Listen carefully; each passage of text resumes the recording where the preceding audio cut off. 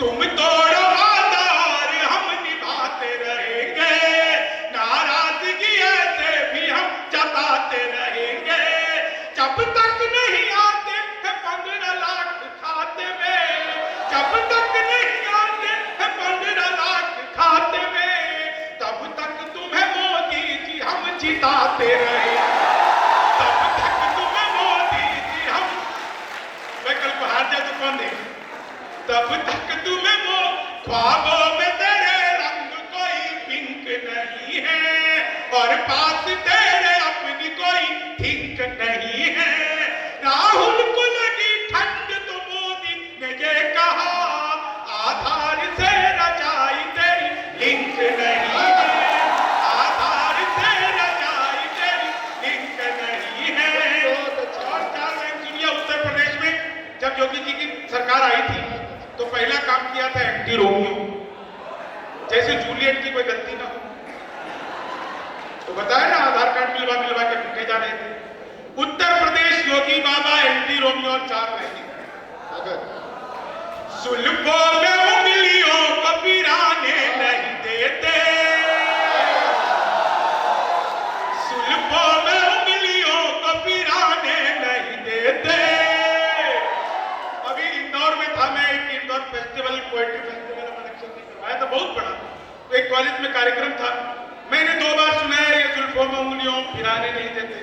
तो प्रोग्राम के बाद एक लड़की बैक स्टेज आई, बोली सर आप कौन सा शैम्पू लगाती हैं? मैंने कहा क्यों? बोली आपने 2 बार उंगलियां फंसाई, यूं घुमाई, यूं निकाली, बाल उलझे नहीं। उसको इस चीज में इंटरेस्ट, कविताओं से कोई लेना देना नहीं। जुल्फों में फिराने नहीं देते, कलियों के पास भंवरे को जाने नहीं देते, कलियों के पास भंवरे को जाने नहीं देते। इतनी सी शिकायत है हमें योगी आपसे, खुद से न बटी हमको बताने। इतनी सी शिकायत है हमें योगी आपसे, खुद से न बटी, चीनी को जमा करके फिर से गन्ना बना दूं। मैं तो अद्भुती कभी क्लास में अध्यापक आए, बोले कौन बेवकूफ है, खड़ा हो गया तो वहीं खड़ा हो। बोले तुम बेवकूफ हो। मैंने कहा नहीं सर, आप अकेले खड़े अच्छे लगते। चीनी को जमा करके फिर से संस्कृत के अध्यापक आ गए, बोले तब सो माँ ज्योति का बस का हिंदी में अनुवाद करो। मैंने किया, माँ तू सो जा, मैं ज्योति के पास जाऊंगा। चीनी को जमा करके फिर से हिंदी के अध्यापक आ गए, बोले राहुल गांधी देश के प्रधानमंत्री बनेंगे, इसमें कौन सा अलंकार है? मैंने कहा जी असंभव अलंकार है। चीनी को जमा करके मोदी जी चले गए थे नासा, वैज्ञानिकों ने 2 मिसाइलें दे दी।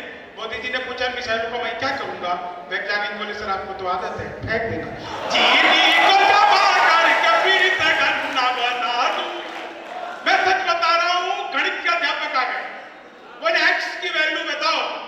मैंने कहा जो हमें छोड़कर चली गई हमारी नजरों में उसकी कोई वैल्यू नहीं।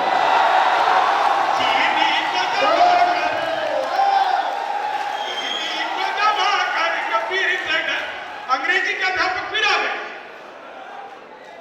बोले खूबसूरत लड़की को अंग्रेजी में क्या कहते हैं? मैंने कहा खूबसूरत लड़की को अंग्रेजी में आई लव यू कहते हैं। लड़कियों की इतनी बड़ी बड़ी बातें कर रहे थे ये सब लोग। आप लोग को पता है हिंदुस्तान में एक आविष्कार हुआ है जिसका नाम है कॉपी पेस्ट। इस कॉपी पेस्ट का आविष्कार हिंदुस्तान में हुआ है और यहाँ की लड़कियों ने किया है। वो नीचे वाले होठों पर लिपस्टिक लगाती है, ऊपर पप पप पप पप करती है, हो जाता है कॉपी पेस्ट।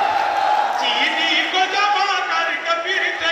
अच्छा देखो, जब इतना बड़ा कार्यक्रम स्थापना दिवस आपके इस संस्थान का है तो एक बात सारे लोग आगे से पीछे तक इसरो के लिए जोरदार तालियां बजाएं। कल को आप में से बहुत सारे लोग इसरो में होंगे, इसरो के लिए तालियां। कुलपति जी ये इसरो के लिए तालियां मैंने इसलिए बजवाई है क्योंकि मेरा इसरो से बचपन का नाता है। जब मैं पहली बार स्कूल गया तो मैडम बोली लड़कियां इसरो में बैठेंगी, लड़के इसरो में बैठे। अपना उस दिन से नाता है। चीनी को जमा करके फिर से। अच्छा मैं देख रहा हूं सर, इतना ज्यादा कोशिश करने के बाद भी बहुत सारी महिलाएं मेकअप के हिसाब से थोड़ा थोड़ा हंस रही, इसमें इनकी कोई गलती नहीं। इन्हें ब्यूटी पार्लर वाली समझा के भेजती, बहन जी ज्यादा मुंह फाड़ के हंसोगी तो चेहरे के पीओपी की कोई गारंटी नहीं, कभी भी हो सकती है।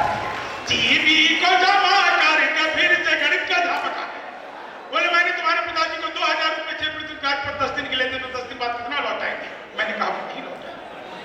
बोले क्यों, तुम्हारे पिताजी गणित नहीं जानते? मैंने कहा जी आप मेरे पिताजी को नहीं जानते, आज तक एक का नहीं लौटाया।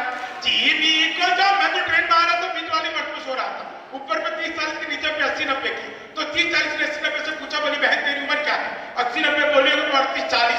अब उसने से पूछ लिया तेरी क्या है? वो बोली होगी 18 20। मैं तो 20 के बरस से आराम से नीचे गिरा। बोली भाई साहब क्या कर रहे हो? मैंने कहा जी पैदा होने की कोशिश।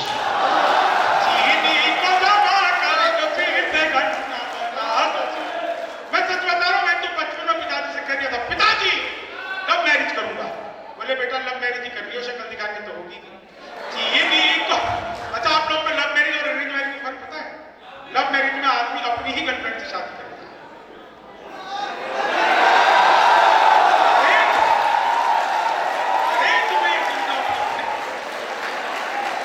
अच्छा बीच में तो वो ऐसे खड़े होकर के दांत दे रहे जैसे उसी के साथ ऐसा होगा। नहीं सच में बेचारे के चेसेस प्यार को अलाउ नहीं करते, फिर भी वो ऐसे दांत दे रहे हैं। कमाल, ध्यान रखना। जीवी को जमा करके विज्ञान के अध्यापक आते, बोले बच्चे का पैदा होना सोशियोलॉजी का टॉपिक है कि बायोलॉजी का? मैंने कहा कि बच्चे का चेहरा मोरा माता पिता पे गया हो तो बायोलॉजी का। जीवी को जमा करके फिर से घटना बना दूं। आप लोग जो आनंद ले रहे हैं, एक छोटी सी कविता आप लोग को सुनाता हूं, क्योंकि आज का जो समय था उसकी भी सीमा को हम लोग क्या मैं भी कौन सा खत्म कर रहा हूं। एक कविता विशेष आप लोग को सुनाता हूं और आज के इस कार्यक्रम को आगे के लिए कभी भी हम मान के नहीं चलते कि कोई भी कवि सम्मेलन या कार्यक्रम या साहित्यिक चीजें जो है वो समाप्त हो सकती है हिंदुस्तान से, या कभी भी नहीं हो सकती है। एक फिल्म जो करोड़ों रुपए के बजट से बनते हैं, तमाम ग्लैमर भरे चेहरे उसमें होते हैं, महीनों उसको शूट करने में लगता है, उसके बावजूद 3 घंटे 2.5 घंटे की वो फिल्म इस बात की गारंटी नहीं दे सकती कि इतने श्रोताओं को वो ऐसे बांध के रख सके जैसे आज बिना ग्लैमर के इन चेहरों ने आपको पिछले 3.5 घंटे से संबोधित करके। ये हिंदी की ताकत है, ये हिंदी कविता की ताकत है, ये साहित्य की ताकत है, ये आपके और हमारे संवाद की ताकत है। मैं एक ही बात कहता हूं, जीवन में बहुत लायक बनो, लेकिन इतने लायक कभी भी मत बन जाओ कि अपने माँ बाप को अपने लायक ना समझो। अपने आप को उस लायक बना करके रखो।